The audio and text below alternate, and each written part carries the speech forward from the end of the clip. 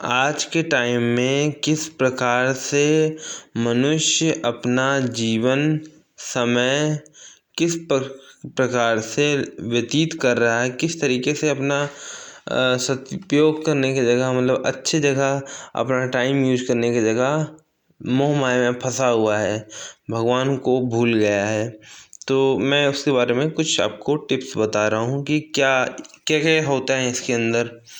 एक मनुष्य है, उसके अंदर क्या क्या भरा हुआ है और क्या क्या उसके अंदर डाला जाता है और वो किस इन्वायरमेंटल में वो सरवाइव कर रहा है इस समय प्रेजेंट की बात कर रहा हूँ मैं। तो this is common natural person, एक एक्स वेरिएबल पर्सन की बात मैं कर रहा हूँ, वो कोई भी हो सकता है, ठीक है। One body all time grow, उसकी पूरी जो शरीर है, उसका जो चेतन है, शरीर है, वो हर समय विकसित हो रहा है। किस माध्यम से? विचार से, समाज से, सोच से, ठीक है। This person all time spend मोह माया, ये व्यक्ति क्या कर रहा है, इन्हीं सब चीज़ों में अपना समय बिता रहा है। किस तरीके से? विचार से, समाज से की बातों से, अपने सोच विचार से ये सांसारिकता में ज़्यादा विलीन हो रहा है, मतलब इसी में टाइम अपना वेस्ट कर रहा है। किस तरीके से? This is person all time spend मोह माया, loss time, time pass only life, इस बात को आप समझिए। तो इस तरीके से इसका आधा जीवन बीत चला, ये हो गया 50 वर्ष का। अब बचा इसके पास 50 वर्ष, जो कि इसकी अंतिम आयु चल रही है, मतलब नियरली उसके पास जाने वाला है। तो इन्वायरमेंटल प्रभाव इसके ऊपर पड़ता है। तो ये क्या करता है? But not any suggestional of life, how to secure and enjoy once open time, not capture of environmental प्रभाव।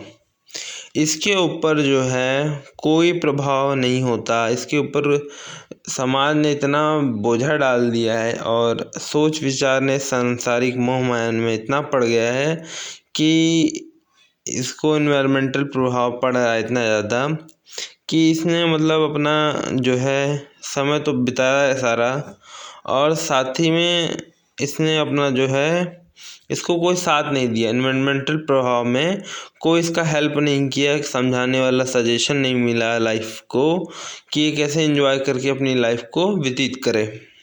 ये बात पहले समझिए। अब यहाँ चलते हैं, एक दिन क्या हुआ इसको। Once upon a time and heating and angry, why are my birth, मैं किस लिए जन्म लिया, वो सोचता है, उसको गुस्सा आता है। एक दिन वो बैठ के सोचता है ये सब। Why are my purpose my birth hidden of work of mind, अपने दिमाग में सोचता है, खुफिया दिमाग से, कि मेरा जन्म क्यों होगा। ये इस तलाश में अब चला जाता है। अभी तो इसने पूरा अपना लाइफ बर्बाद किया, स्पेंड किया टाइम मोह माया में, 50 वर्ष तो ऐसे ही बिता दिए। अब ये सोच रहा है कि मैं क्यों हूँ, मैं क्या हूँ, मेरा जन्म क्यों हुआ। ये इसलिए गुस्सा हो रहा है, इतना मतलब उसके ऊपर प्रेशर पड़ चुका है, इतने सोच विचार और सामाजिक का मोह माया का, कि अब ये इस तलाश में कि मैं कौन हूँ, अपने को पहचानना चाहता है। देन प्रभु कृपा ऑफ लाइफ ऑफ चेंज मार्ग, किसी भगवान की कृपा से, किसी संत की कृपा से उसका लाइफ जो है, या वो मान लीजिए आप टीवी चला रहे हैं और बच्चा खेल रहा है, वो चैनल टीवी में चेंज कर रहा है रिमोट लेके कार्टून देखने के चक्कर में, उससे गलती से ऐसे चेंज करते करते करते करते सत्संग वाले चैनल पे चला गया, वहाँ पे आस्था चैनल खुल गया। अब वहाँ पे कथा सुनाने वाले आ गए, कथावाचक। तो उसका दिमाग अब बदला, अब कहा कि अच्छा भगवान की ऐसी कृपा होती है, चलो इस सत्संग से मैंने ये जाना, अब मुझे ये सीख मिली, अब मैं इससे अपना सदुपयोग करूँगा, इसमें टाइम व्यतीत करूँगा। अब वो अपना मार्ग बदल दिया। अभी तक तो मार्ग यहाँ तक था उसका उल्टा सीधा, अब उसने अपने आप को समझा ठीक है, तो यहाँ ये बात आई। अब देखिए क्या होता है उसके साथ आगे। Because my life all time spend मोह माया। अभी तो उसको अब ये समझ में आया कि क्योंकि मेरा समय तो बीत गया मोह माया ही चक्कर में। क्लियरिटी हैपन उसको सब समझ में आया। And king god my only सतमार्ग ऑफ हरि। तो उसको समझ में आ गया कि मेरे सतमार्ग श्री हरि हैं, जो कि मेरे अच्छे कर्म और बुरे कर्म को जो भी मैनेज करना है वो प्रभु की कृपा से सब अच्छा ही होगा। एनी इन्वायरमेंटल प्रभाव नॉट इफेक्ट बिकॉज माई मार्ग ओनली हरि प्रेम। जब आप किसी भी भगवान का जैसे हरि का आप अनुष्ठान करते हैं, पूजा करते हैं, आपकी मार्ग बदल गया, ठीक है, तो एनी इन्वायरमेंटल प्रभाव नॉट इफेक्ट बिकॉज माई मार्ग ओनली हरि प्रेम में आप रमण कर रहे हैं, आप हरि चिंतन कर रहे हैं, आप हरि में विश्वास कर रहे हैं, आप हरि का पूजन कर रहे हैं, तो आपको समाज की, संसार की, मोह माया की कोई भी प्रभाव इन्वेंटल आपको नहीं पड़ेगी। ठीक है, यहाँ पे इस बात को समझिए। This is reality of life, बिन हरि कृपा मिले नहीं संता।